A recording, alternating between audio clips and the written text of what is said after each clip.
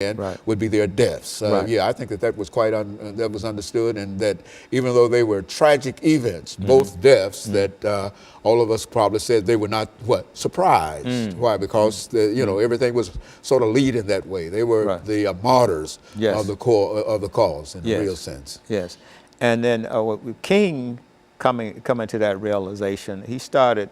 You notice some of his speeches. In fact, one time he actually gave his eulogy at one point.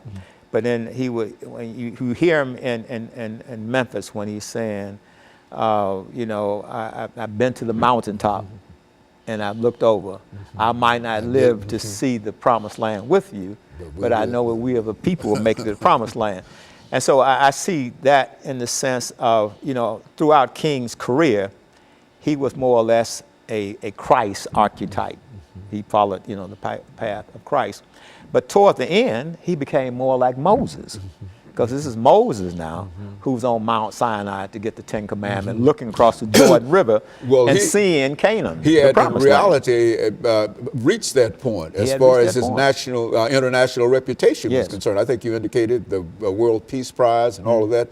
Everybody believed him to be, in a real sense, that individual. Right. And Malcolm would always say, people would ask him, "Are you afraid for your life?" He said, "I'm already a dead man. I live every day like I'm a dead man." And he said the price of freedom is death. Let me thank you, Dr. AAl-Hadid, for bringing by that excellent information. And let me encourage our audience to tune in again next week for another informative edition of Comments. Thank you and good morning.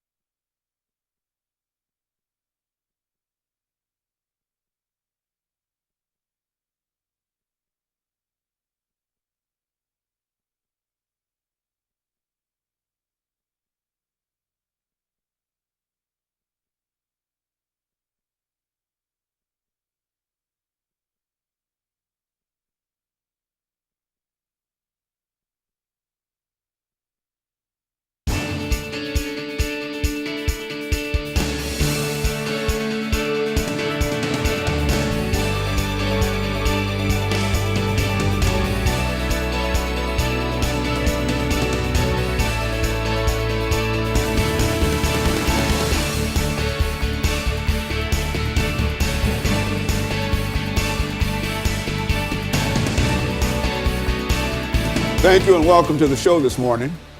The topic this morning is Dr. Martin L. King and the beloved community. And we're fortunate to have with us to talk about Dr. King and the beloved community, Dr. Lewis Baldwin, formerly of Vanderbilt University and now a person that has so much information